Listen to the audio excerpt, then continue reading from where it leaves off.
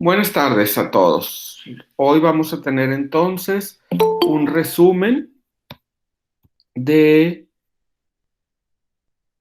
lo visto en la clase de jurisprudencia desde que iniciamos y vamos a repasar las respuestas de los 5 cuestionarios que son la base de donde se va a formar sus exámenes parciales. Los exámenes van a estar abiertos a partir del día 5 de marzo a las 0 horas hasta el 8 de marzo a las 23:59 horas. Se les recomienda, muchachos, que para presentar este examen lo hagan con Chrome, lo hagan en un lugar donde tengan buena señal de internet, que lo hagan en un lugar en donde puedan estar tranquilos y concentrados. La opción es, creo que pueden presentarlo 2 veces. Creo que pueden ustedes presentarlo y si sienten que les fue mal, volver a presentarlo. En los casos en que así sucediera, se va a tomar en cuenta la calificación más alta. Yo les recomendaría que presenten los primeros días, porque nunca falta que se va la luz, que se cae el internet, que cualquier cosa sucede. Entonces, no lo dejen para el último, porque acuérdense que vale 3 puntos de la calificación final el examen parcial. Entonces, es muy importante que ustedes obtengan la más alta calificación posible para que tengan los 3 puntos. La verdad es que la gran mayoría va muy bien en sus trabajos y en sus tareas. Entonces van cumpliendo con todo el puntaje requerido. Les repito, en su gran mayoría. Sigue habiendo personas que mandan sus trabajos en formatos que no son Word con terminación .docs. Entonces, esos trabajos no se aceptan y todos los que hayan mandado trabajos en ese formato y que tienen 0, tienen la opción esta semana de solicitarme que les dé plazo para volver a presentar esos trabajos. Los trabajos que han enviado fuera de tiempo y que no se han calificado, se van a calificar esta semana. Entonces, ya al final del examen, al final del día 8, ya van a poder estar al corriente todos con sus calificaciones, si es que tienen calificaciones pendientes. Es muy importante, muchachos, que revisemos entonces ahora las respuestas correctas. Les reitero, muchos de ustedes tienen calificaciones al contestar sus cuestionarios de 10.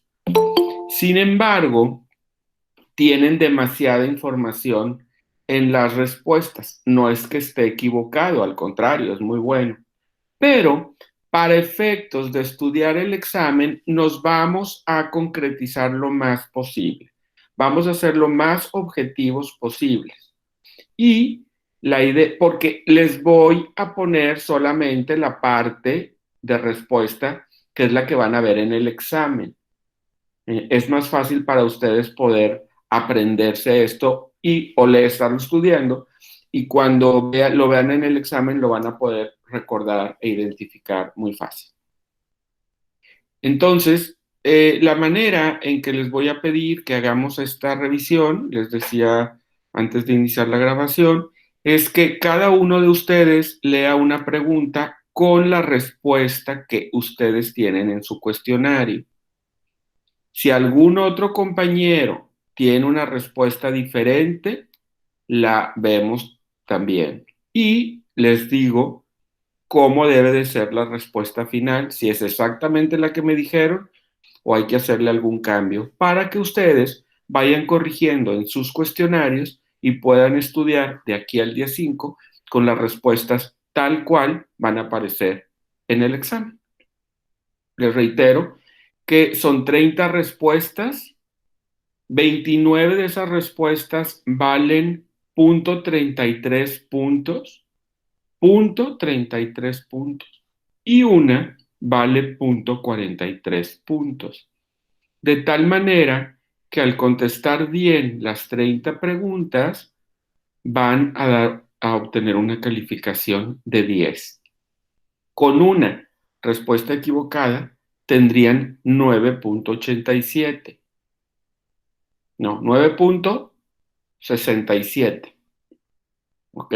Para que tengan ahí más o menos una idea. Si una sola tienen equivocada, van a sacar 9.67. Y de ahí se van restándole .33 a cada uno. Todos los exámenes son diferentes porque se subieron al banco de preguntas las 70 preguntas que ustedes poseen. Y de esas 70 preguntas, el sistema va a tomar 30 y se las va a aplicar en diferente orden. La idea es que nunca son iguales los exámenes. Las máquinas seleccionan de diferente manera y van evitando volver a hacer un examen igual que otro, ¿ok? Para que lo tengan en consideración. Y cada pregunta va a tener 4 opciones de respuesta. De ahí ustedes van a encontrar una que es exacta y textual a la que tienen en el cuestionario. Bueno, ¿hay alguna duda con respecto al formato, fechas del examen?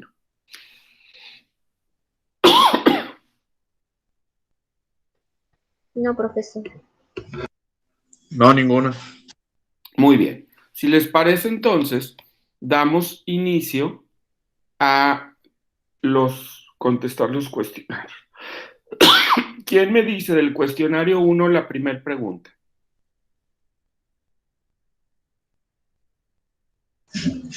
Yo, profesor. ¿Cuál es? Según Héctor Gerardo Certuche García, ¿en qué documento se encuentra el antecedente más remoto de la jurisprudencia en México? Respuesta: dictamen sobre reformas a la Constitución aprobado por la excelentísima Junta Departamental del Estado de Guanajuato de 1840. Esa es la respuesta precisa y exacta. ¿Alguien tiene una respuesta diferente?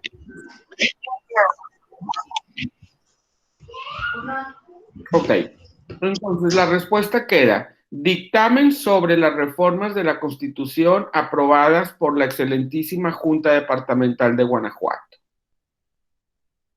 Pregunta número 2. ¿Quién me hace favor de leerla? Yo, profe. Bien. ¿Cuál fue la finalidad de promulgar el Acta Constitutiva y de Reformas del 22 de abril de 1847? Restaurar la vigencia del Acta Constitutiva del 31 de enero de 1824 y de la Constitución de 4 de octubre del mismo año. Ok, vamos a recortar esa pregunta, Carmen, esa respuesta. Ok. La respuesta, ¿alguien tiene alguna diferente? Bueno, entonces la respuesta va a quedar: restaurar la vigencia del Acta Constitutiva del 31 de enero de 1824. Ok. Hasta ahí nos quedamos y así les va a aparecer en el examen. Perfecto. Pregunta Ya la corregí. 3. ¿Quién me hace favor de leerla?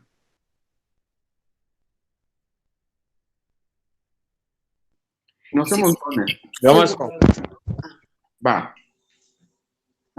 Mencione qué importantes reformas sobresalen en el Acta de Reformas de 1847, que la doctrina reconoce desde entonces bajo la denominación de Fórmula Otero. La idea en que se incluyera en la Constitución General de la correspondiente Declaración de Derechos y su adecuada protección. Respecto a este último, propuso el sistema de amparo que por primera vez que incorporó a una norma federal. Exacto. Lo vamos a dejar desde la correspondiente Declaración de Derechos y su adecuada protección, para lo que propuso un sistema de amparo que por primera vez se incorporó a una norma federal. Esa va a ser la respuesta que para esa pregunta van a encontrar en el examen. ¿Ok?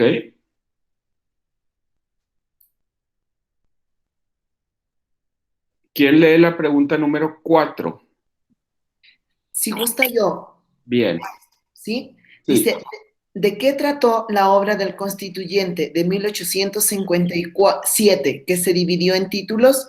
A, derecho del nombre; B, determinación de quiénes son mexicanos y extranjeros; C, conceptos de soberanía nacional; D, definición de partes integrantes de la federación y del territorio nacional; C, división tripartita de los poderes depositados en la Suprema Corte de Justicia; D, responsabilidad de funcionarios públicos; E, característica de libertad y soberanía de los estados; F, capacidad de reformar la Constitución y la inviolabilidad; G, inclusión de la figura de juicio de amparo.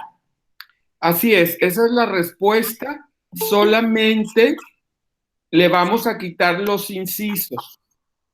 Perfecto. La va a encontrar toda corrida. La respuesta va a decir con punto y coma, después de cada sentencia, los derechos del hombre a determinar quiénes eran mexicanos y quiénes eran extranjeros, al concepto de la soberanía nacional, a definir las partes integrantes de la federación y del territorio nacional, y así hasta terminar con lo del amparo.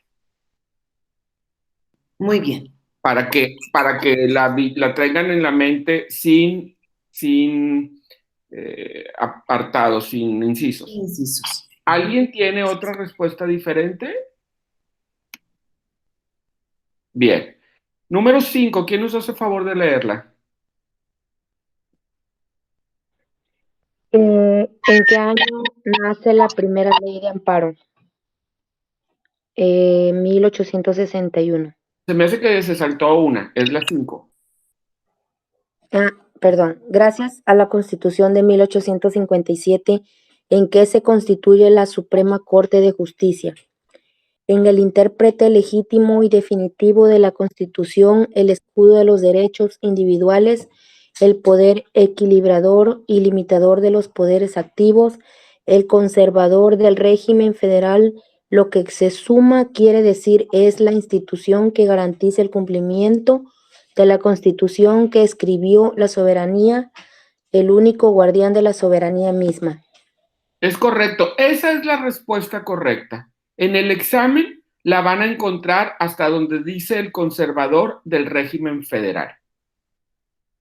La respuesta queda en el intérprete legítimo y definitivo de la Constitución, el escudo de los derechos individuales, el poder equilibrador y limitador de los poderes activos, el conservador del régimen federal. Hasta ahí. Esa es la respuesta para esta pregunta en el examen. Y ya usted nos hizo favor también de leer la siguiente. ¿En qué año nace la primera ley de amparo? 1861 es la respuesta correcta. Quédense como tip que las leyes de amparo, la primera, la segunda, la tercera, son en 1800. Si ven 1400, 1500, 1600, no, eso les debe de decir que obviamente en 1500 ni república había, ¿ok? Tienen también que revisar su lógica para tomar una decisión, pero es importante que recuerden que 1861 es la primera, ahorita vamos a ver la segunda, que es 1869, pero quédense en su mente que las leyes de amparo aparecen a partir de 1800, ¿ok? No es 1700, ni 600, ni 500, ni 400, porque pueden ser opciones para la respuesta y pues obviamente son incorrectas. ¿Quién nos lee la pregunta número 7, por favor? Yo, maestro. Sí. ¿En qué se convierte el amparo después de consagrarse en la Constitución de 1857? Como un medio de control de la constitucionalidad de los actos de autoridades. Hasta ahí así es, esa es la respuesta exacta. en un medio de control de la constitucionalidad de los actos de autoridad. Así la van a encontrar. ¿Ok? Gracias. La 8.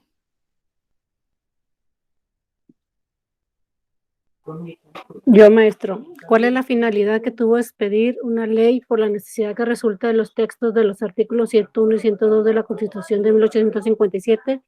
Respuesta: establecer el procedimiento que habría de sustanciar los tribunales federales para, en su caso, otorgar el amparo y protección de la justicia federal contra actos de autoridad que fuesen considerados violatorios de las garantías que preveía dicha Carta Suprema.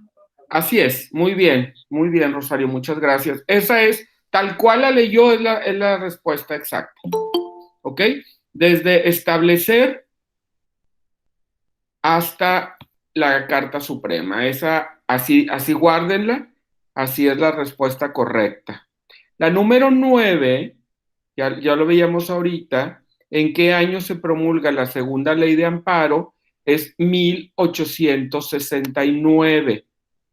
Entonces, es importante, acuérdense de relacionar que en los 1800 es cuando nacen estas leyes. Ya llevamos dos, la primera en el 1861, la segunda en 1869, para que no se vayan a confundir, al menos a mí, en mi caso. Todo lo que son fechas y son números de artículos se me pueden confundir, entonces tengo que relacionarlo con algo cuando una respuesta lleva este tipo de cuestiones. ¿Ok? Entonces, piensen en alguien que haya nacido en 1969, piensen en alguien que tenga 18 años, piensen en algo que les dé una relación a estos dos números en cuanto a la ley de amparo, a el año en que se da. ¿Quién nos lee la pregunta número 10?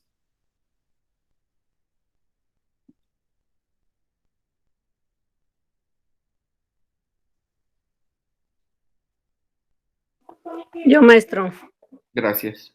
Benito Juárez mandó promulgar un decreto que determinó crear el periódico denominado Semanario Judicial de la Federación, que se publicaba en él todas las sentencias definitivas pronunciadas por los tribunales federales desde el restablecimiento del orden legal en 1867 y las que pronunciarían en lo sucesivo. Es correcto. Ahí, Rosario, la respuesta era más larga. También se deberían de publicar los pedimentos del Procurador General, los pedimentos del Ministro Fiscal de la Suprema Corte, los pedimentos de los promotores fiscales de los tribunales de circuito y juzgados de distrito, las actas de acuerdos del Pleno y los informes pronunciados ante la Corte. Todo eso estaba por ley obligado el Poder Judicial a publicar. Para efectos de este cuestionario del examen, nos vamos a quedar solo con el inciso A. La respuesta a esta pregunta es correcta si ustedes contestan todas las sentencias definitivas pronunciadas por los tribunales federales desde el restablecimiento del orden legal en 1867 y en las que se pronunciaran en lo sucesivo. ¿Ok? Ok. Gracias. ¿Quién nos lee la 11?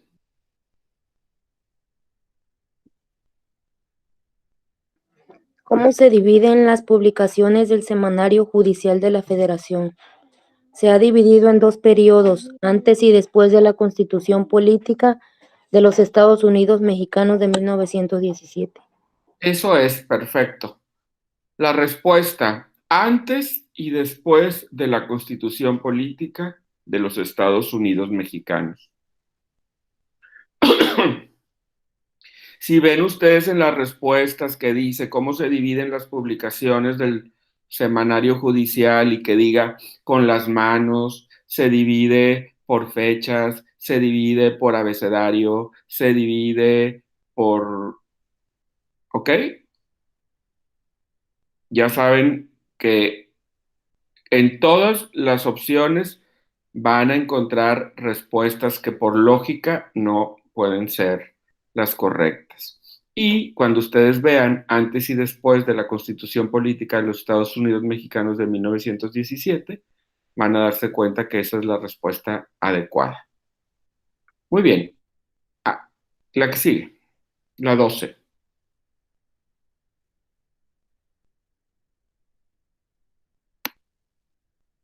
¿Quién? ¿A qué se le llama jurisprudencia histórica? La integración de la jurisprudencia publicada de la primera a la cuarta época se realizó con fundamento en la Constitución Federal de 1857. Hasta ahí está perfecto, hasta ahí es exactamente. A la integración de la jurisprudencia publicada de la primera a la cuarta épocas y se realizó con fundamento en la Constitución Federal de 1857. Así es como van a encontrar la respuesta en el examen. La número 13. A ver, ahí voy. ¿A qué se llama jurisprudencia aplicable o vigente? A su integración de las épocas quinta a novena a partir de 1917. Es correcto, es a las épocas quinta a la novena integradas a partir de 1917. Así es como va a venir en el examen la respuesta. ¿Ok? La siguiente, la 14. ¿En qué año se promulga la tercera ley de amparo? En 1882. Muy bien. Y con esto cerramos las leyes de amparo. Las tres leyes fueron en el 1800. Una en 1861, la segunda 1869, la tercera 1882. Y así lo van a tener muy fácil. Todas son 1800, porque en las respuestas van a venir opciones de 1400, 1600, 1700. Entonces, con que se acuerden que son de 1800, ya la brincaron, van del otro lado. Número 15. ¿Quién la lee, por favor? Yo. ¿Qué afirmó Ignacio Mariscal en su opúsculo Algunas reflexiones sobre el juicio de amparo de 1878, donde sentó las bases de la jurisprudencia? Respuesta: sentó las bases de la jurisprudencia al afirmar que toda sentencia de la Corte debía servir de precedente obligatorio para el propio órgano y para los tribunales federales inferiores. Muy bien. Ahí nos vamos a quedar desde donde dice que toda sentencia de la Corte debía servir de precedente obligatorio para el propio órgano y los tribunales federales inferiores. ¿Ok?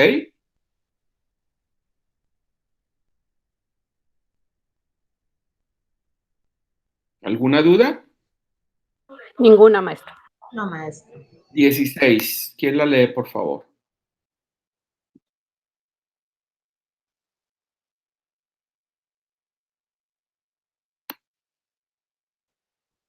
Pues si gusta yo. Por favor, ya que Sí. no tenemos voluntarios, fíjese nomás, hombre. ¿Qué es lo que exige Ignacio L. Vallarta en su anteproyecto de la ley de amparo para asegurar que lo resuelto por la Corte tuviera la firmeza suficiente y surja la jurisprudencia? Que se dictaran 5 ejecutorias en el mismo sentido para que surgiera la jurisprudencia. Así es, exactamente hasta ahí, Beatriz, es la respuesta correcta.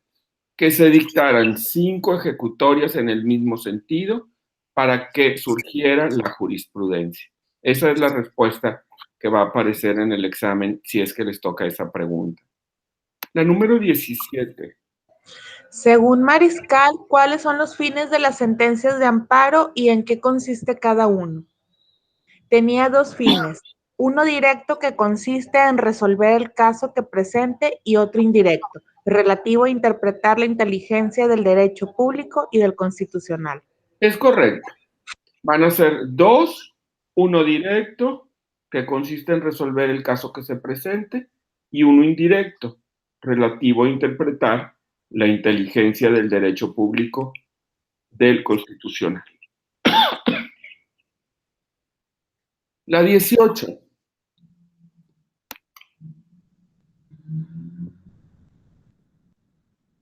¿Quién no ha leído? Mariela, ¿ya leyó? Sí, ya leí, pero si quiere vuelvo a leer la 18. No. ¿Quién no ha leído? ¿Ya leyeron todos? Somos 21 y nada más llevamos 18. Me faltan 3 de que lean por lo menos. ¿Quién? Es que Yasmín. me va manejando, maestro. Ah, perdón. Bueno, ya quitamos a una, nos quedan 20. Bueno, fue lo que dije. Hablen. Profe, yo tengo un conflicto porque no tengo el documento donde están sacando las preguntas. Ya. ¿Podrían decirme dónde lo puedo encontrar, por favor? Pues son los cuestionarios que mandó de tareas.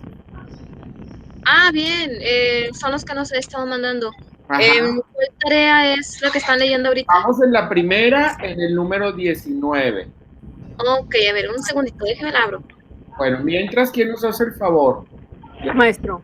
Es la 18, ¿verdad? La La 18, 18, sí. 5 características de la Ley de Amparo de 1882, donde puede apreciarse que hay mayor detalle en la relación de amparo de 1869. 1.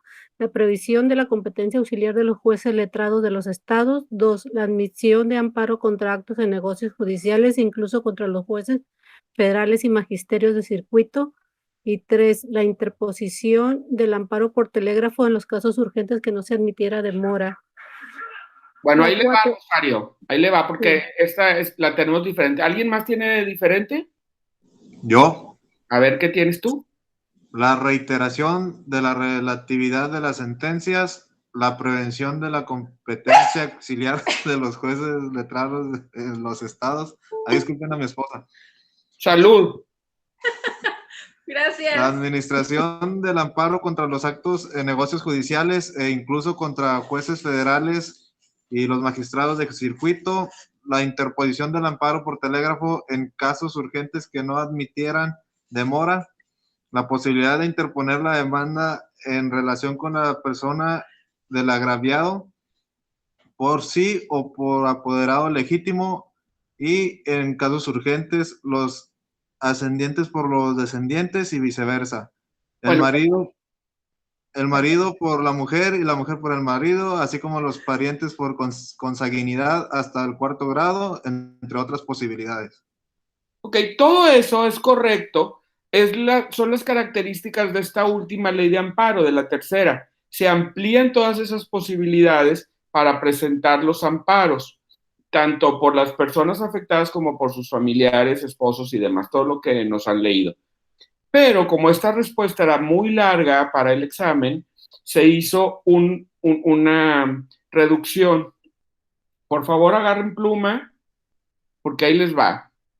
La respuesta que van a encontrar en el examen es la previsión de la competencia auxiliar de los jueces letrados de los estados, coma, la interposición del amparo por telégrafo, coma, en los casos urgentes que no admitieran demora, punto y coma, la no admisión de un nuevo recurso de amparo respecto de un asunto ya fallado, punto y coma, la suspensión de los juicios, punto y coma, las excusas, los impedimentos y la inoperancia de las recusaciones de los jueces de distrito y de los magistrados de la Suprema Corte.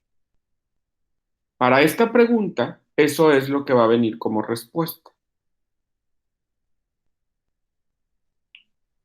¿La pudieron? Yo me quedé en las excusas, maestro. Ahí vamos.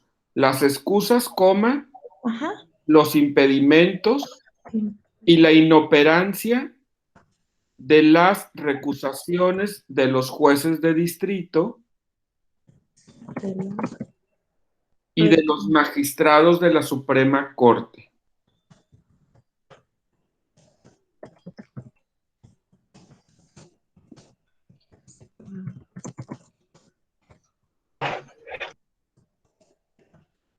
Ok, gracias. Quedamos. La 19, ¿quién nos hace favor? Yo ya pude abrir el documento. Muy bien. ¿En qué consiste la creación jurisprudencial por reiteración?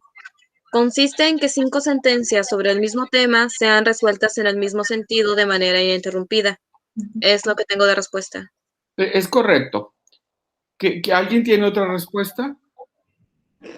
Yo, ¿Cuál?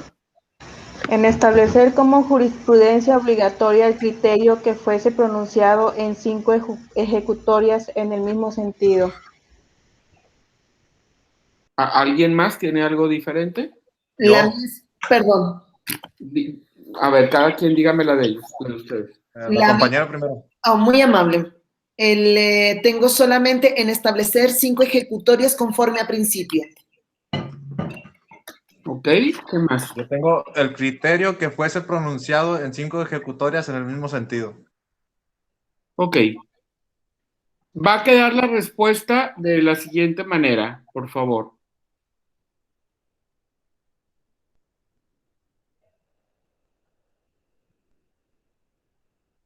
La pregunta dice, ¿en qué consiste la creación jurisprudencial por reiteración? ¿Ok? Ok.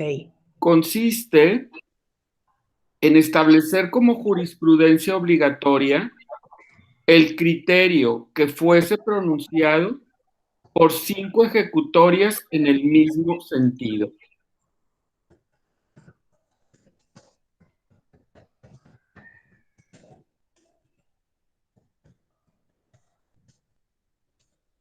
¿El criterio de que qué, perdón, maestro? Ahí le va. Consiste en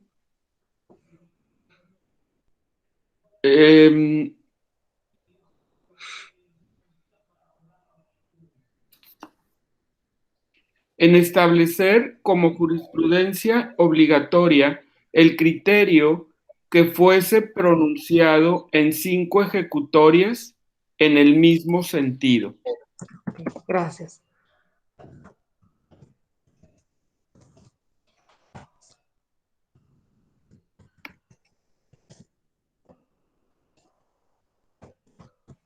La número 20.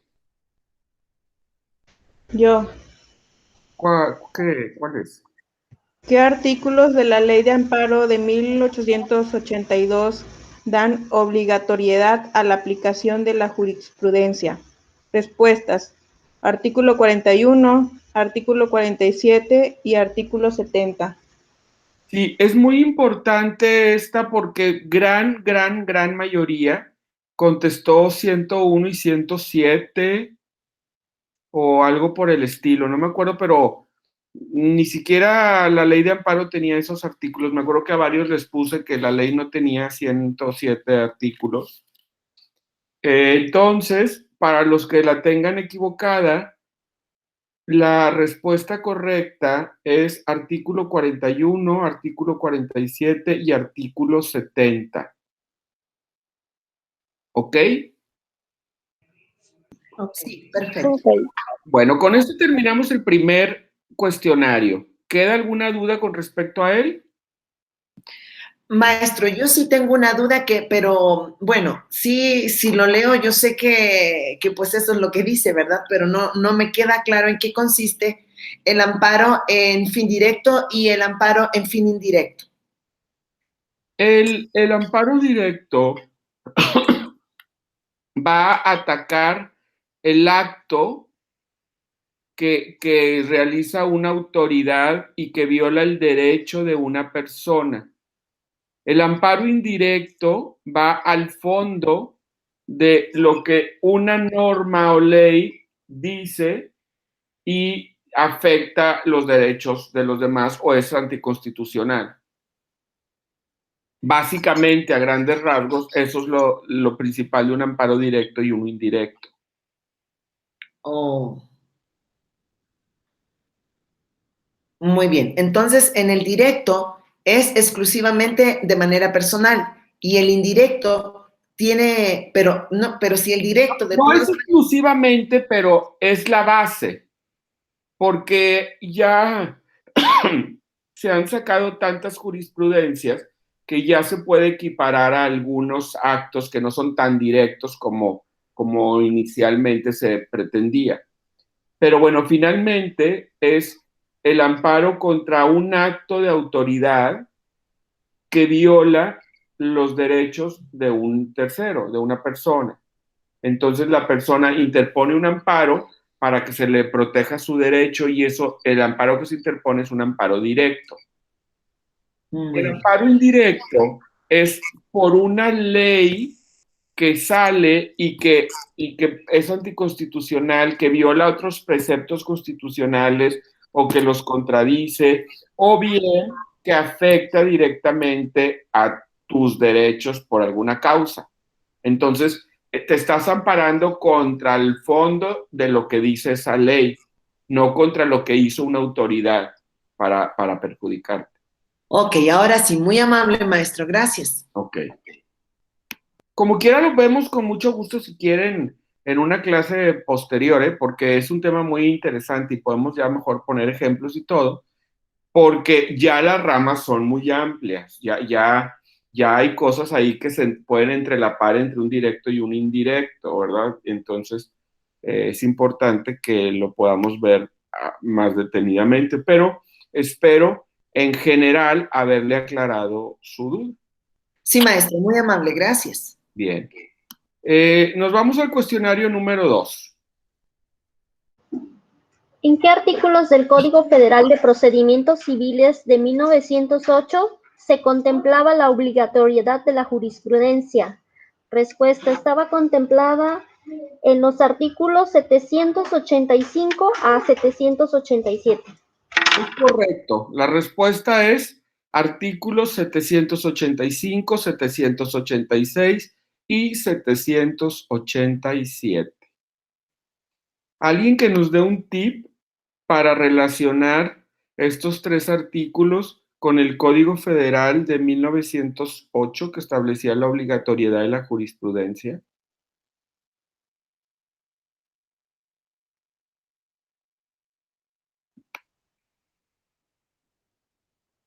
¿Cómo le podremos hacer para relacionar 785, 786 y 787 con 1908? Porque este es del Código Federal, ¿no? Uh-huh. Entonces tiene que ser pues por la sistematización de los artículos, porque los otros no estaban sistematizados, porque se brincaban, por ejemplo, del 41 al 70. Ok. Ese es un buen tip. ¿Alguien tiene otro para que nos acordemos a la hora del examen?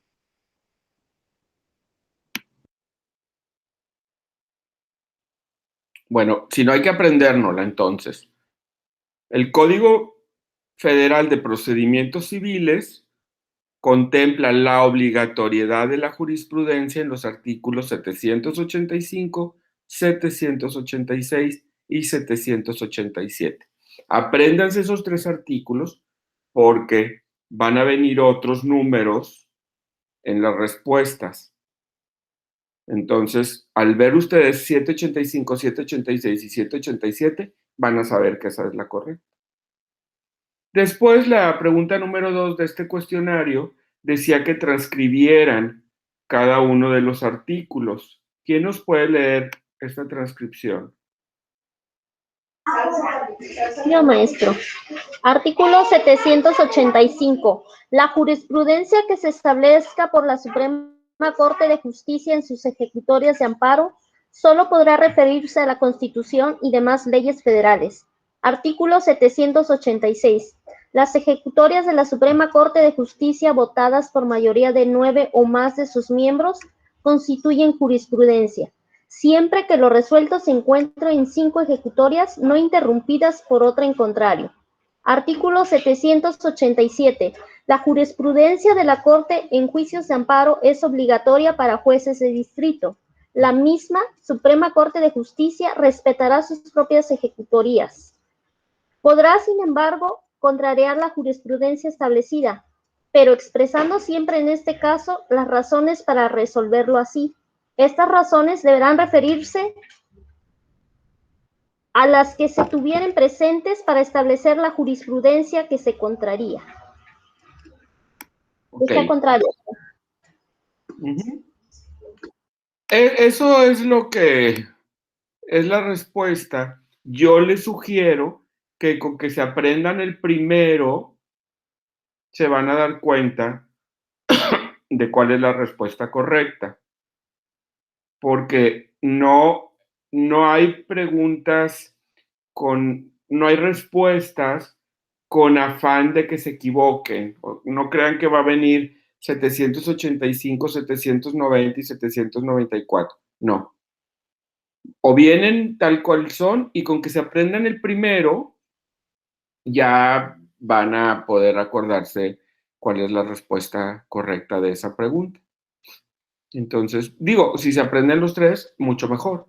Pero con que se aprendan una, cuando los lean en el examen van a decir, esta es la correcta. Ok. Pregunta número 3. Yo, profe. ¿En qué artículo de nuestra Constitución Federal actual se aborda el tema de la jurisprudencia? Es en los artículos 94, 99 y 107. Es correcto. Esos son los artículos en los que en la Constitución se habla de jurisprudencia. Entonces, ahí ya tenemos más artículos que hay que aprendernos. Entonces, en el Código Federal, 785 a 787. En la Constitución del 94, 99 y 107. ¿Ok? En la pregunta 4. Yo, maestro. Dice, ¿en qué consiste el método de integración de jurisprudencia denominado por unificación? Es el máximo tribunal, ya sea en pleno o mediante una de las salas, examina las tesis o criterios contradictorios para unificarlo. Ok, nada más no es en. Ok.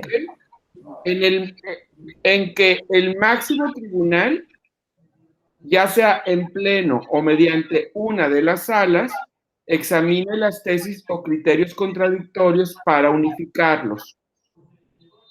Esa es la respuesta. Gracias, maestro. Y acuérdense, esto no es de la respuesta, pero acuérdense que el tribunal solo tiene 2 salas y cada sala se conforma por 5 ministros. Lo vamos a ver más adelante, pero es importante porque muchos se equivocaron en estas respuestas. La número 5, ¿quién nos hace favor de leerla? ¿En qué artículos de la Ley de Amparo de 1919 se encuentra regulada la jurisprudencia? Respuesta del 147 al 150. Es correcto. La respuesta es en los artículos 147, 148, 149 y 150. ¿Ok? Y aquí ya nos fuimos a la Ley de Amparo de 1919. ¿Ok?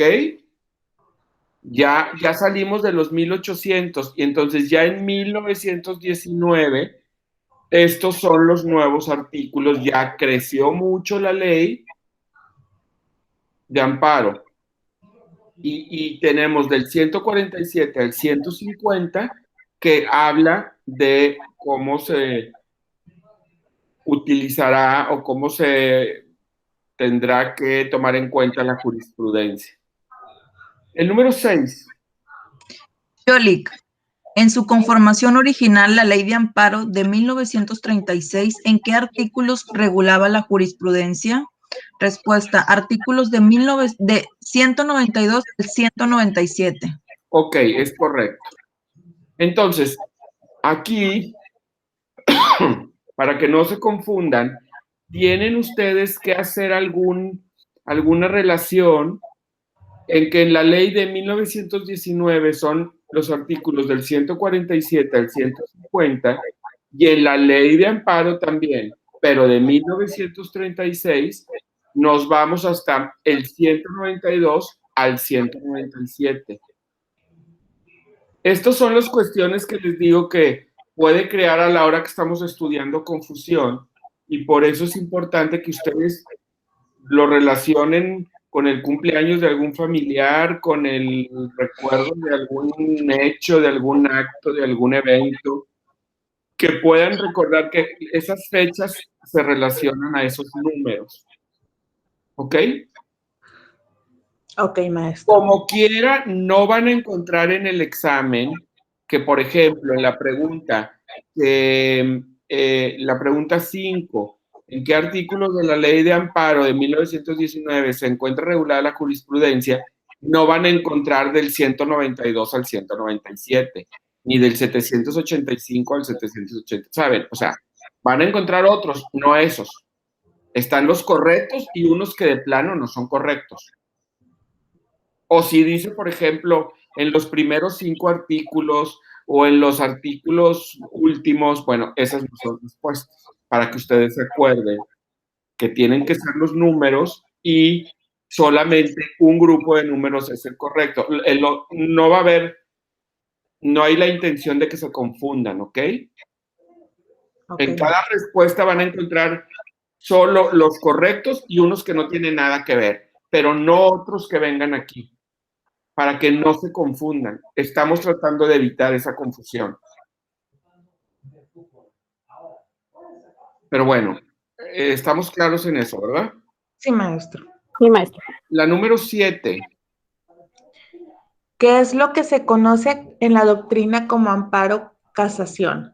Son los amparos directos promovidos contra resoluciones de tribunales ordinarios que hubieran resuelto el juicio en lo principal por problemas de interpretación de leyes. Hasta ahí, así es. Desde los amparos directos promovidos contra resoluciones de tribunales ordinarios que hubiesen resuelto el juicio en lo principal por los problemas de interpretación de las leyes. Esa es la respuesta. La siguiente.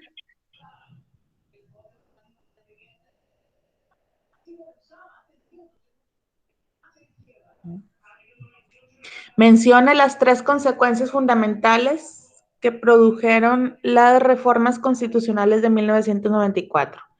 La creación del Consejo de la Judicatura Federal, la retribución de las facultades jurisdiccionales y no jurisdiccionales que tenía la Suprema Corte a otros órganos del Poder Judicial de la Federación y la competencia en exclusiva del máximo tribunal para conocer controversias constitucionales y acciones de inconstitucionalidad. Es correcto. Solo es la redistribución de las facultades jurisdiccionales. Ok. Desde la creación del Consejo de la Judicatura Federal hasta acciones de inconstitucionalidad. Así es como lo van a encontrar en el examen, la respuesta a esa pregunta. La número 9.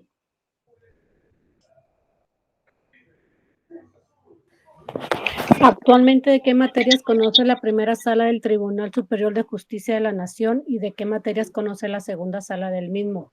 La primera sala conoce las materias penal y civil, mientras que la segunda se encarga de la administrativa y laboral. Es correcto, esa es la respuesta correcta. La primera sala conoce de las materias penal y civil y la segunda sala se encarga de la administrativa y laboral. No es administración, muchachos. Es administrativa, es materia administrativa. De la administración se encarga la judicatura. También lo vamos a ver más adelante. Ahora sí, la número 10. ¿Por cuántos ministros se integra cada sala del Tribunal Superior de Justicia de la Nación actualmente? 5 ministros. Es correcto. La respuesta es 5 ministros. Revísenlo todos porque más o menos la mitad contestó que 11. 11 ministros es el tribunal en pleno. 5 de cada sala, como son 2 salas, son 10, y un presidente, son 11. Ese es el tribunal en pleno. La respuesta que nosotros necesitamos para una sala es 5 ministros. Muy bien. La 11. ¿Qué funciones desempeña el Consejo de la Judicatura Federal de vigencia, disciplina respecto de todos los servidores públicos de los órganos jurisprudenciales que integra el Poder Judicial Federal? Ok, ¿alguien tiene otra respuesta? Yo. Sí, yo, profesor.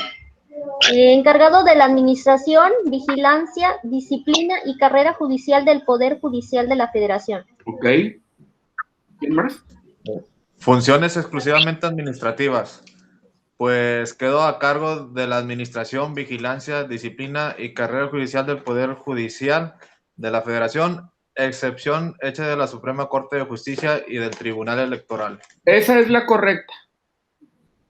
La respuesta correcta es exclusivamente administrativas, dentro de las cuales destacan la administración, vigilancia, disciplina y carrera judicial del Poder Judicial de la Federación, excepción hecha de la Suprema Corte de Justicia y del Tribunal Electoral. Esa es la respuesta que van a encontrar en el examen si les toca esta pregunta. Muy bien, ¿la 12? ¿Con qué fin se introdujeron nuevas reformas al texto constitucional el 22 de agosto de 1996? Con el fin de lograr un sistema integral de justicia en materia electoral, en la inteligencia de que ello implicaría el control de la constitucionalidad de las leyes electorales. Es correcto, pero vamos a recortar la respuesta, y la vamos a dejar hasta electoral, con el fin de lograr un sistema integral de justicia en materia electoral.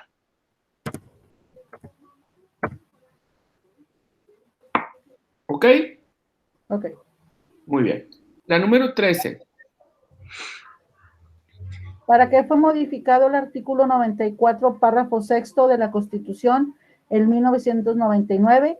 Fue modificado para permitir que el más alto tribunal del país, mediante acuerdos generales, decidiera de qué asuntos conocería y cuáles remitiría a los tribunales colegiados del circuito. Perfecto, hasta ahí es, y así es tal cual. Para permitir que el más alto tribunal del país, mediante acuerdos generales, decidiera de qué asuntos conocería y cuáles remitiría a los tribunales colegiados de circuito. Para eso se modificó el artículo 94, párrafo sexto de la Constitución en 1999. Muy bien, la que sigue. ¿Qué relación muestra el segundo párrafo del artículo 192 de la Ley de Amparo actualmente?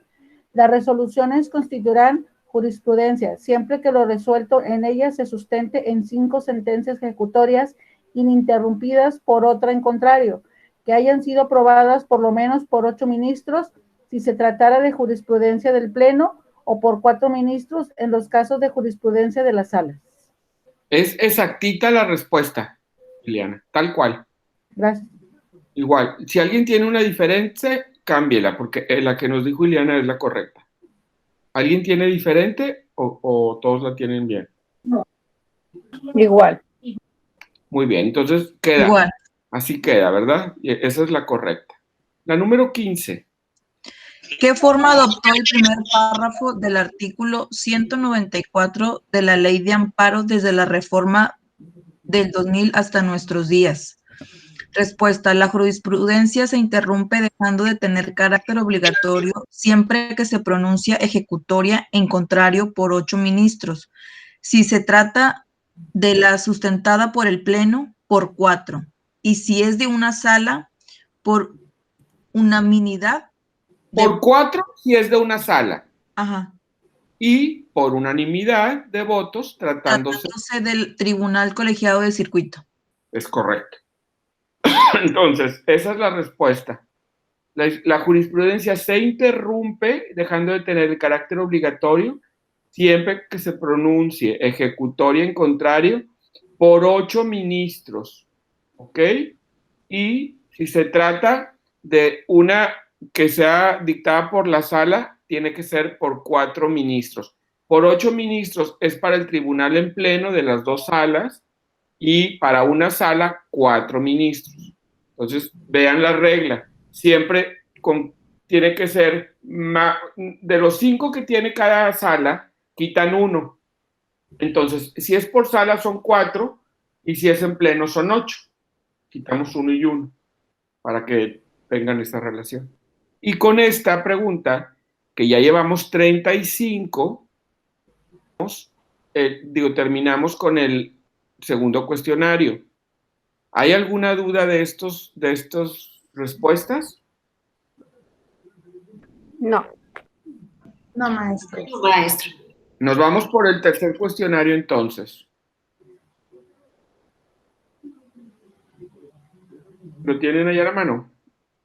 Concepto etimológico de jurisprudencia. Jurisprudencia es una palabra culta que proviene del latín ius prudentia, iae, compuesta de las raíces ius, iuris y prudentia, iae. Es la que yo tengo. Sí, muy bien. ¿Alguien tiene alguna diferente? Yo. ¿Cuál tiene? Bueno, tengo eso y aparte, bueno, ahí va toda. Es una palabra culta que proviene del latín jurisprudentia, compuesta por las raíces ius, iuris y prudentia. Las voces ius e iuris fueron definidas por los romanos como arte de lo bueno y lo equitativo, y prudentia, que significa sabiduría, conocimiento. Muy bien, pues así la van a encontrar en el examen. Es una palabra compuesta que proviene del latín jurisprudentia, donde ius significa arte de lo bueno y lo equitativo, y prudentia, que significa sabiduría o conocimiento. Muy bien. La que sigue. La jurisprudencia romana se ha dividido en 4 etapas para su estudio.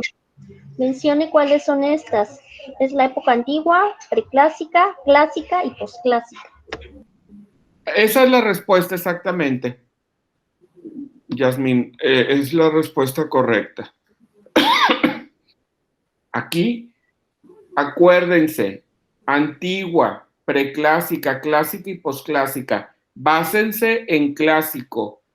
Las etapas de la jurisprudencia romana, relaciónenla con algo clásico, ¿ok? Porque puede venir moderno, posmoderno, puede venir algo como la época, no sé, otras preceptos. Si ustedes lo relacionan en cuanto a épocas con la clásica, y cuando vean las respuestas van a encontrar ahí que está preclásica, clásica y posclásica, y con eso vamos en el cuestionario 3, Belinda. Y con eso vamos a mencionar la pregunta correcta, la respuesta correcta, ¿ok? La número 3. En la Edad Media, a quienes se le otorgaba el poder legislativo, respuesta al monarca. Es correcto. La respuesta que van a encontrar en el examen a esta pregunta es al príncipe o al monarca.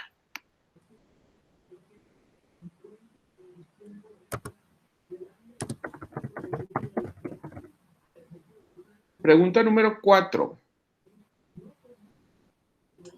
Yolik, en la Edad Moderna, ¿cómo se definía la jurisprudencia en los diccionarios del siglo XVI? Como la ciencia del derecho en primer término y enseguida como la inducción que se extrae de varias sentencias que han juzgado una cuestión de la misma manera. ¡Wow! Había un chorro de respuestas y usted tiene la buena. Esa es. Exactamente. Tuvo 2 definiciones. La primera, como ciencia del derecho. La segunda, como la inducción que se extrae de varias sentencias que han juzgado una cuestión de la misma manera. Esa es la respuesta. Muy bien, gracias. La número 5. Transcriban 5 definiciones de jurisprudencia que hacen los diccionarios contemporáneos y que aparecen en el libro de texto. 1. Hábito práctico de interpretar rectamente las leyes y de aplicarlas oportunamente a los casos que ocurren. Número 2. Interpretación que da la ley. La voy a interrumpir, Yasmín, porque esa pregunta en el examen cambió. Y dice, ¿qué dice una de las definiciones de jurisprudencia que hacen los diccionarios contemporáneos y que aparecen en el libro de texto? Y nos vamos a quedar con la primera que nos leyó. hábito práctico de interpretar rectamente las leyes y de aplicarlas oportunamente a los casos que ocurren. Solamente una. ¿Ok? Una definición. Gracias. Seleccioné la primera para que no se tengan que aprender todas.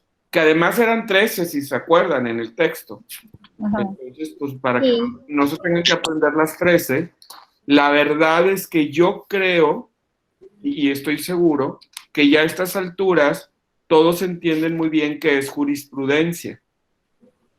Entonces, no creo que sea necesario que se aprendan definiciones cuando ya tienen ustedes su concepto, y creo que lo tienen muy bien reforzado, recordando que la jurisprudencia es el hecho de que se dicten 5 sentencias en el mismo sentido de manera consecutiva sin que haya ninguna en contrario. Y de ahí se hace una jurisprudencia, cuando hay 5 sentencias ejecutorias en el mismo sentido sobre un mismo asunto y que ningún juez ha sentenciado en contrario a estas. Entonces, eso es jurisprudencia. Pero para cumplir con que esta pregunta nos fuese útil, entonces la modifiqué para que dijera una definición de jurisprudencia que hacen los diccionarios contemporáneos y que aparecen en el libro de texto, y tomamos hábito práctico de interpretar rectamente las leyes y de aplicarlas oportunamente a los casos que ocurren. ¿Ok?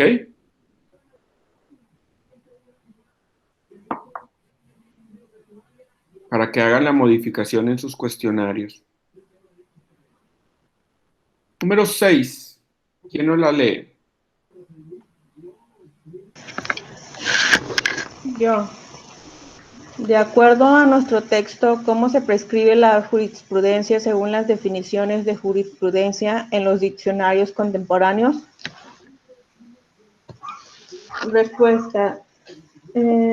A. Interpretación de la ley. B. Aplicación de la ley. C. Sentencias o fallos. D. Enseñanza. E. Costumbre jurisdiccional. Y F. Norma. Es correcto. Esa es la respuesta exacta. Lo único es que a lo mejor no la van a encontrar con A, B, C y D, sino con 1, 2, 3, 4, 5, para evitar que se confundieran los incisos con los incisos de las otras respuestas. ¿Ok? Esa es la respuesta. Muy bien, la 7. ¿Qué dice al tenor del artículo 43 de la Ley Reglamentaria de las fracciones 1 y 2 del artículo 105 de la Constitución Política de los Estados Unidos Mexicanos? Las razones contenidas en los considerandos que funden los resolutivos de las sentencias en materia de acciones de inconstitucionalidad y controversias constitucionales constituirán jurisprudencia. Exacto, esa es la respuesta. Eso es. Si alguien tiene una diferente, es esta, adecúenla. Esa es la correcta. Muy bien, gracias. ¿La 8? ¿Qué características reproduce la jurisprudencia dentro de la esfera y los límites que le son propios para que la doctrina mexicana sostenga que la jurisprudencia, aunque formalmente no es una norma jurídica, materialmente sí lo es? La obligatoriedad, generalidad y abstracción. Es la respuesta. Es correcta. Esas son las 3 características que tiene la jurisprudencia dentro de la esfera y los límites de sí misma. Esto es lo correcto. Muy bien. La 9. ¿A qué se le llama acto colegiado? Aquel en el que intervienen varias voluntades que integran un órgano u corporación para producir un acto jurídico y donde todas las voluntades puedan tener una misma finalidad. Es correcta, así es la respuesta. Aquel en el que intervienen varias voluntades que integran un órgano o corporación. ¿Ok? Esa es la respuesta correcta. Y acuérdense que cualquier acto colegiado es un conjunto de voluntades, un conjunto de... Por eso se les llama colegiados. Número 10. ¿Cuándo se actualiza la legislación gracias a la jurisprudencia? Una vez que la jurisprudencia cumple las siguientes funciones. Cuando la confirma, es decir, cuando ratifica lo preceptuado por la ley, cuando la integra, si colma los vacíos de la ley a través de la creación de una norma en la completa, cuando la interpreta, al explicar el sentido del precepto legal y desentrañar la voluntad del legislador histórico, y por último, cuando la deroga, cuando modifica o abroga los preceptos legales. Así es, esa es la respuesta correcta en el cuestionario. La vamos a reducir para el examen a las siguientes funciones: cuando confirma, cuando integra y cuando deroga. Esas van a ser las tres funciones que realiza la jurisprudencia cuando actualiza la legislación.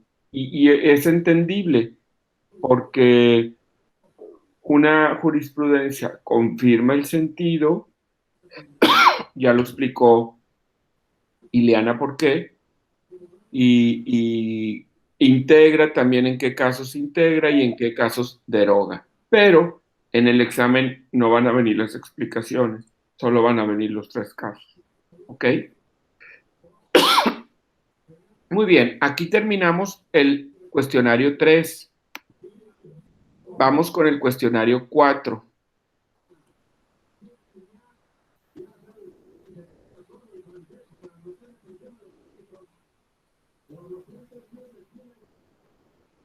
Significado etimológico y gramatical de la palabra fuente.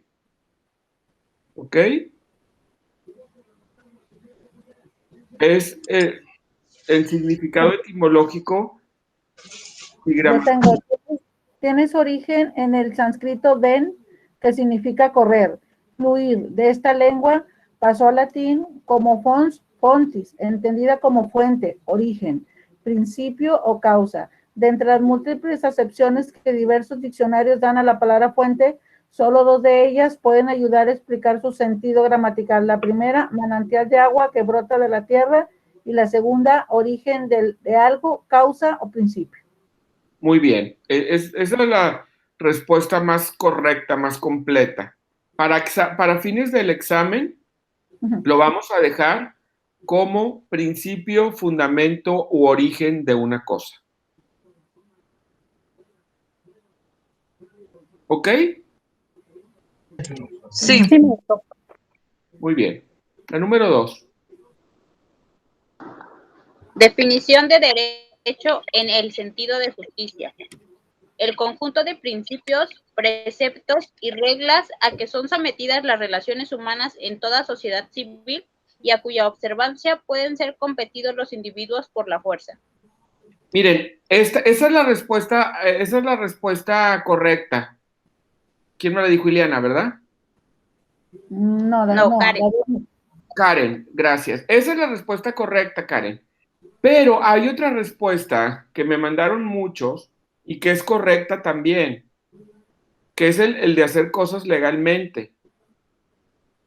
Pero la respuesta que viene en el examen es la que nos acaba de decir Karen.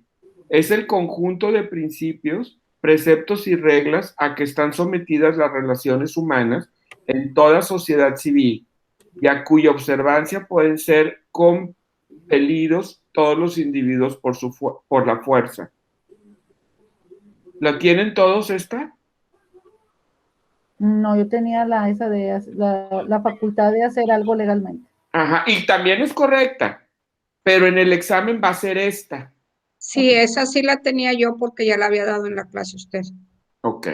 Entonces tenía esta sociedad civil. ¿Y qué más faltaba, maestro? ¿A cuya observancia? El conjunto de principios, preceptos y reglas a que están sometidos las relaciones humanas en toda sociedad civil y a cuya observancia pueden ser compelidos los individuos por la fuerza.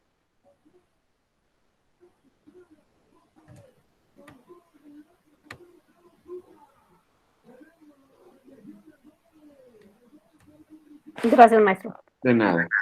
La 3. ¿Cuál es la clasificación que propone Guido Faso de las teorías del derecho? Inciso A, iusnaturalistas. Inciso B, formalistas o legalistas. Inciso C, antiformalistas o antilegalistas. E inciso D, las corrientes contemporáneas. Esas son, exactamente esas son. Y bueno, acuérdense por favor que van a venir otras cosas como las materiales, las dialécticas, olvídense de todo, con que se acuerden de iusnaturalistas, formalistas o legalistas, antiformalistas o antilegalistas y las corrientes contemporáneas. Esa va a ser la respuesta correcta. Que iusnaturalista sea su clic para darse cuenta que esa es la respuesta correcta. Muy bien, la 4.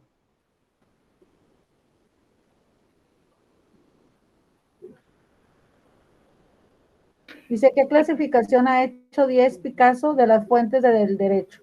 Yo tengo la teoría monista, considera que el derecho es un producto del Estado porque esta es la única fuente de creación de normas jurídicas.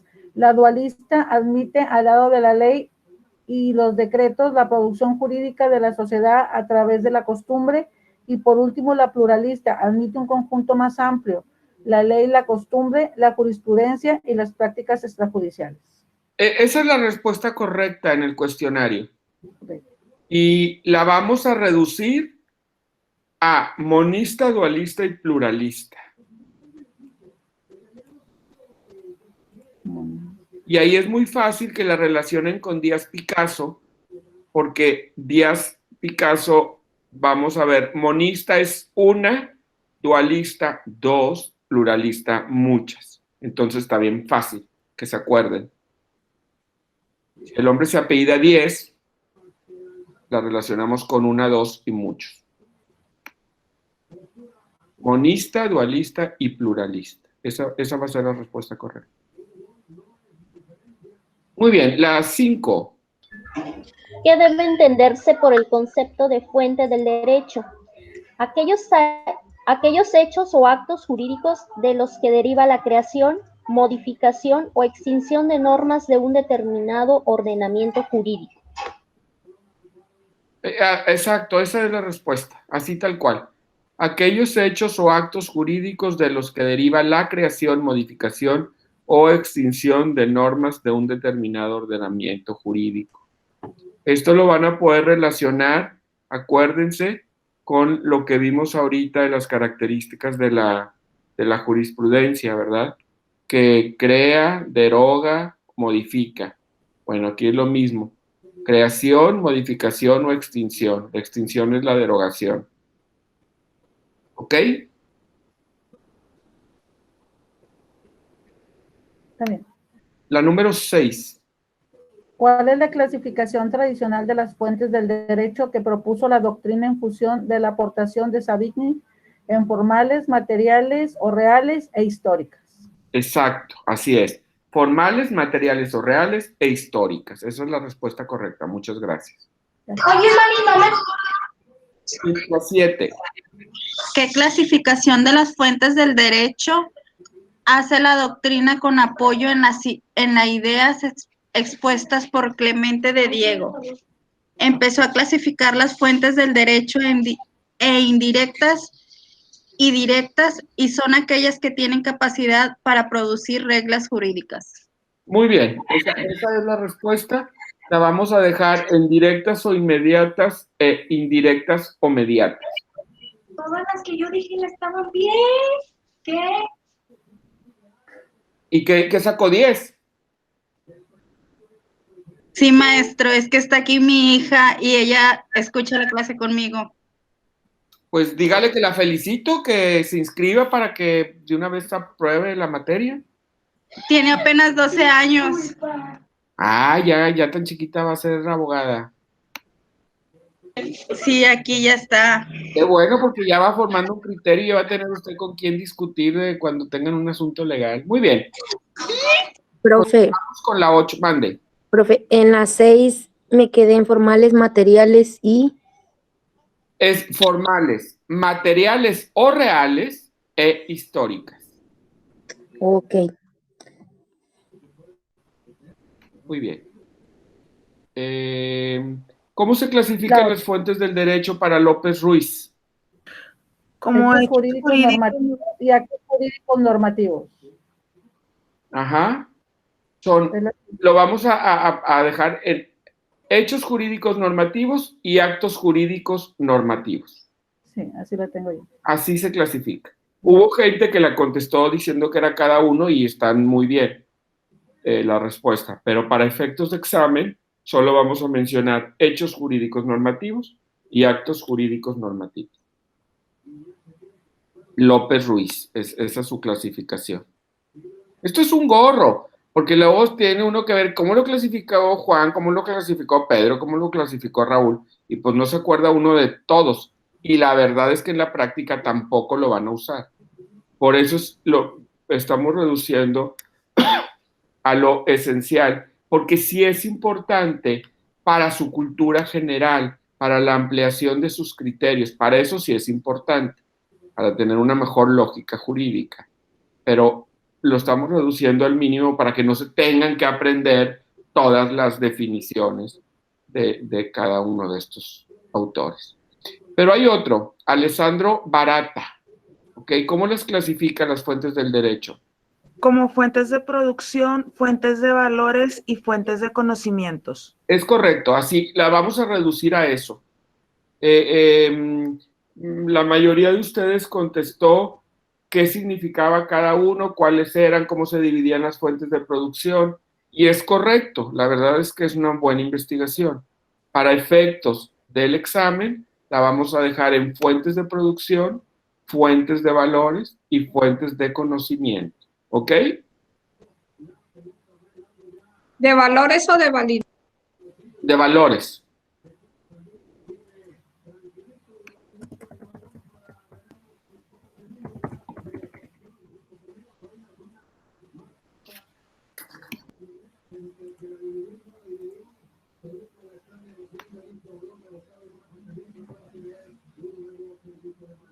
¿Ok? Correcto. Sí. Okay. Nos vamos con la 10. Dentro del derecho romano, ¿qué doctrina reconoce a la jurisprudencia como fuente del derecho? La teoría iusnaturalista. Así es, esa es la respuesta. Sin más, es la teoría iusnaturalista racional. ¿Ok? La 11. Dentro de la doctrina clásica, que en teoría niega el carácter de la jurisprudencia como fuente de derecho. Respuesta: el positivismo jurídico. Es correcto. Esta es teoría del positivismo jurídico. Recordando que positivismo es el derecho vigente y que si se acuerdan, los franceses fueron los que empezaron con este rollo de que los jurisconsultos no deberían de interpretarse, deberían de apegar al derecho tal cual estaba la norma, sin hacer interpretaciones. Eso es el positivismo, ¿ok?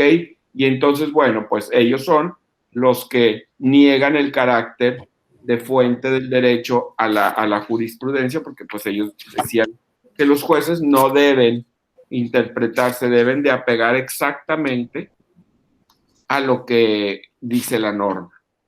Pero esa es la respuesta, teoría del positivismo jurídico. Muy bien, ¿qué más?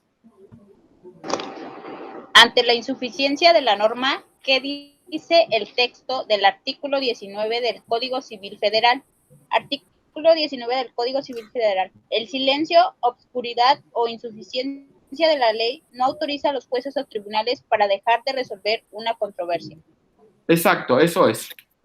El silencio, obscuridad o insuficiencia de la ley no autoriza a los jueces o a los tribunales para dejar de resolver una controversia. Esa es la respuesta correcta. Recuerda. Maestra, dígame. Disculpe, yo tengo una duda. En la pregunta anterior, en la 11, dice dentro de la doctrina clásica, Yo tenía ius naturalista racional, pero ahorita usted dice que teoría del positivismo. Ujú. Ajá, ok. Ius naturalista es la anterior, es la de derecho romano. La 10. La 10. Muy bien. ¿Ok? Muy bien. ¿Cómo se la califica? ¿A poco se la califiqué bien? No, me puso 85. No se cree. ¿Le faltó conclusión o bibliografía? No, me la puso bien. Me la puso bien. No, me Era la voy a volver a revisar entonces. Bueno, ¿en cuál vamos? En la 2. En la 13. La 13. Sigue la 13, sí. ¿Qué dice? Que establece en los párrafos 3º y 4º el artículo 14 de la Constitución Política de los Estados Unidos Mexicanos.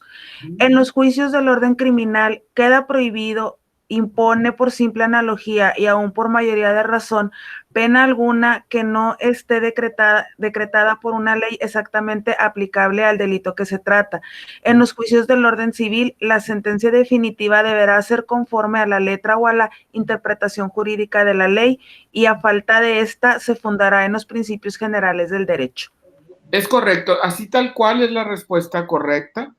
Y aquí vamos a poder ver cómo el párrafo 3º prohíbe que en materia penal los jueces hagan interpretación con respecto a la aplicación de algún castigo, de alguna pena. Se tienen que ir a lo que diga exactamente la ley en materia penal.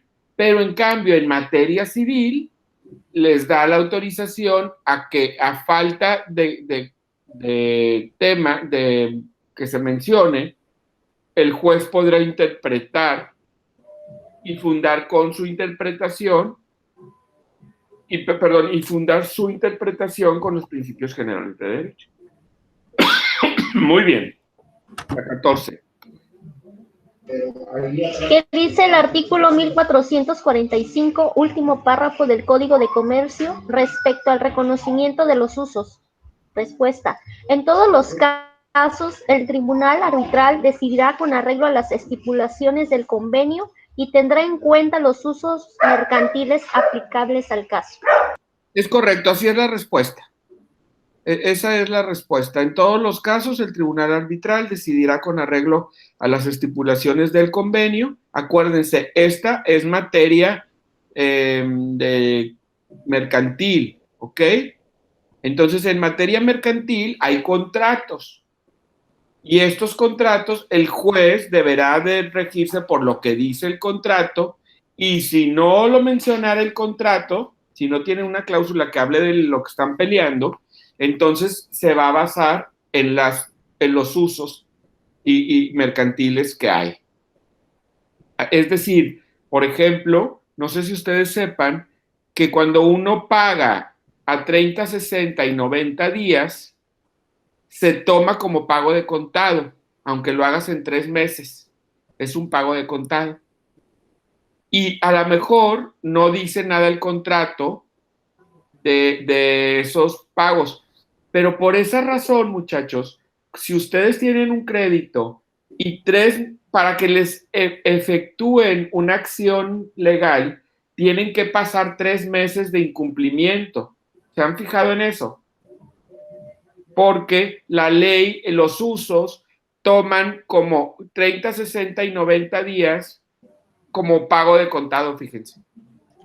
Maestro, pero cuando se toma como pago de contado, pero por decir, hay veces que pues si las tarjetas y todo eso que dice paga tal cantidad para no generar intereses, sí, o pagas el mínimo. Aún así, aunque al segundo mes lleguen a pagar la cantidad total, sí se genera un interés, ¿verdad? Sí, porque ahí es un tipo diferente. Ahí no es un crédito de una compra, vamos a decirlo así. Es un crédito, ellos lo que te están prestando es dinero. Oye. Y en esa cuestión los usos son diferentes.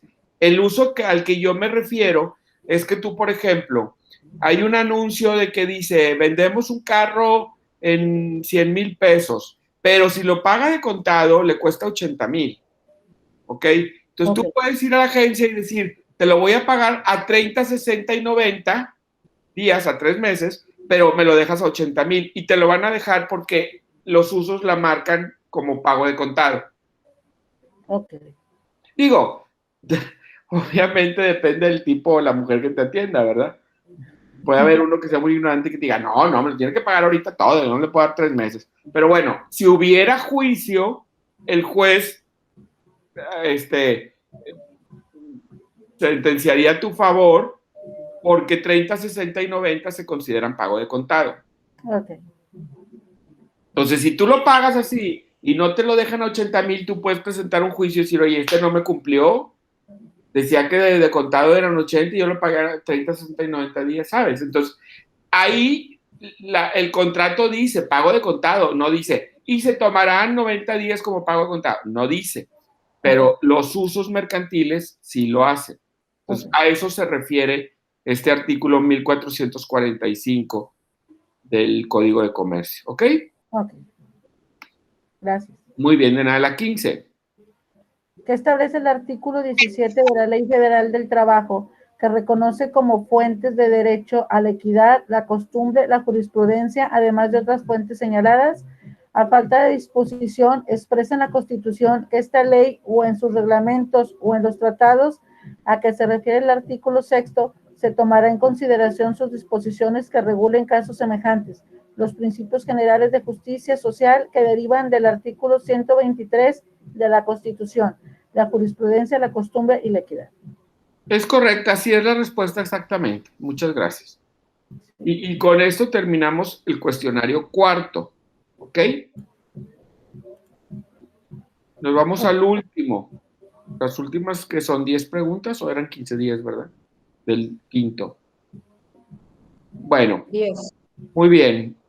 ¿Cuáles son los 4 criterios o cánones de la interpretación? Gramatical, criterio lógico, criterio histórico y criterio sistemático es la respuesta. ¿Ok? Sí, maestro. Sí. Número 2. ¿Quién lo lee? La 2. Como resultado de la interpretación que dice el jurista Carlos de Silva, ¿qué sucede con la norma después de ser interpretada? Carlos de Silva, se produce una nueva situación jurídica diferente de la inicial, pues la sentencia no es idéntica a la norma en que se funda, pues la interpreta y en ocasiones la integra. Así es. Vamos a dejarlo desde se produce una nueva situación jurídica diferente a la inicial, pues la sentencia no es idéntica a la norma en que se funda, pues la interpreta y en ocasiones la integra. Hasta ahí la vamos a dejar. Esa es la respuesta que va a aparecer en el examen. La número 3. ¿Cuándo se da una interpretación correctora? Se dice que es cuando el texto de la ley es contrario a su espíritu. Yo tengo que es cuando se da una interpretación declarativa. Sí, así es. Okay.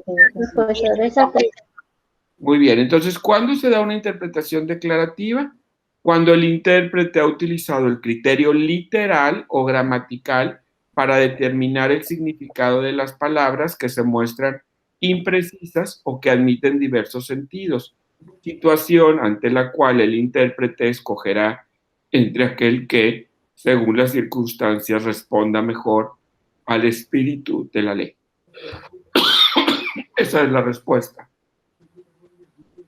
Ahora sí, la 4. Sí, yo me equivoqué. ¿Cuándo se da una interpretación correctora? Cuando el texto de la ley es contrario a su propio espíritu, cuando el juzgador se apoya en una o varias disposiciones legales que consideran más precisas en cuanto al significado de los conceptos que contienen. A través de esta acción evita atribuirse un acto pseudolegislativo y se limita a realizar un análisis minucioso de la legislación con la finalidad de encontrar en ella la interpretación deseada. Así es, esa es la respuesta, gracias. Porque empezamos desde cuando el texto de la ley es contrario a su propio espíritu. Con que se aprendan esta parte, la respuesta la van a encontrar hasta interpretación deseada.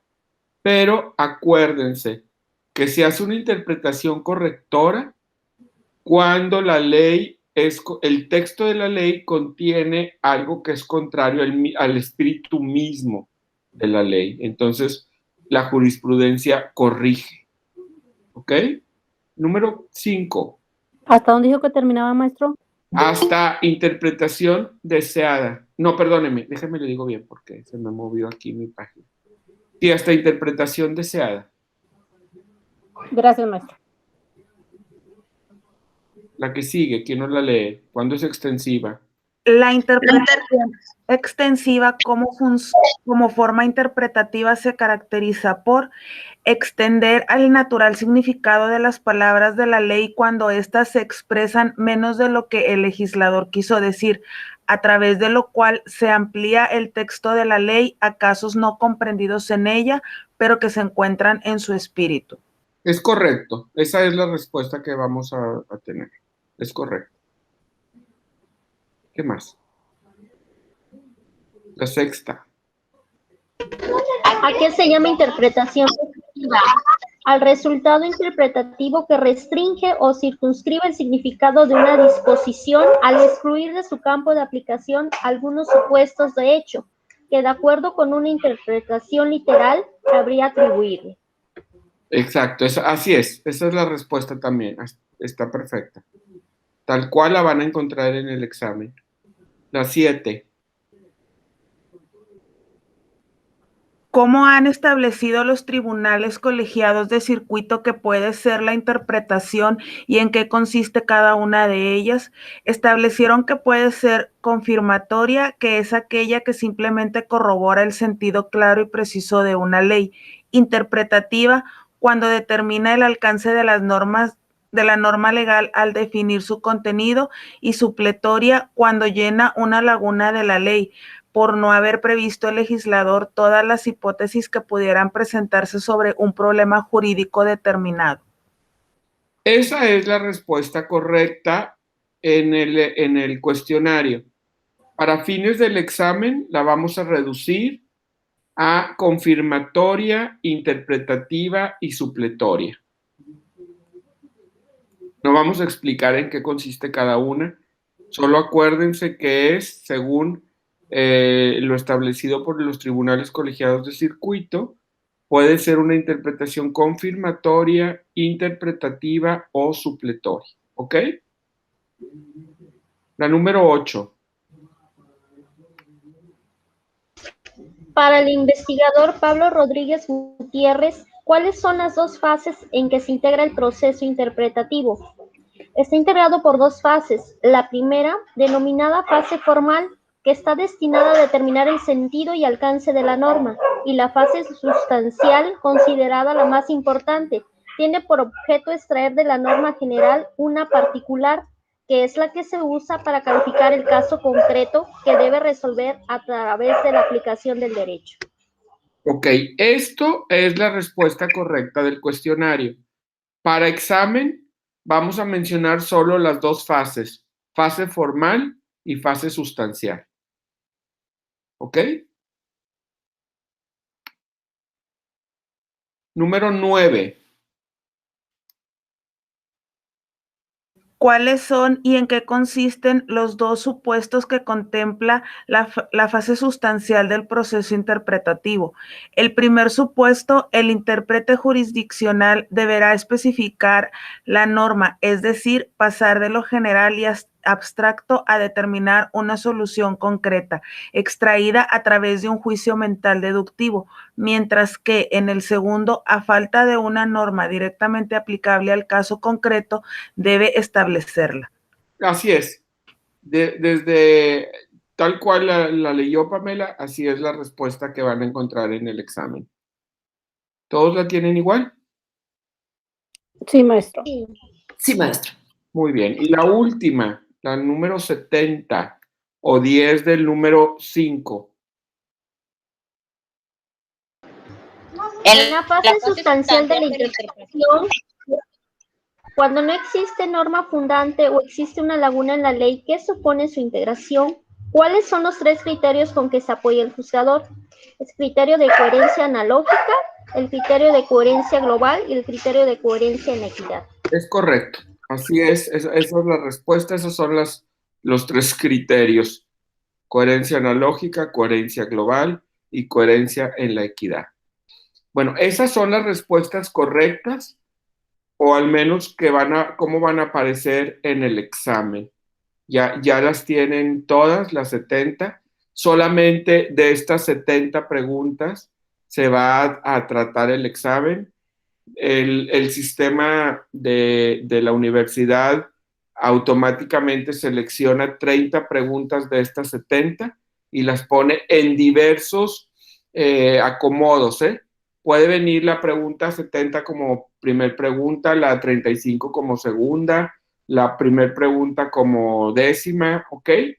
El orden es aleatorio y no tiene nada que ver con el orden que nosotros tenemos aquí en los cuestionarios.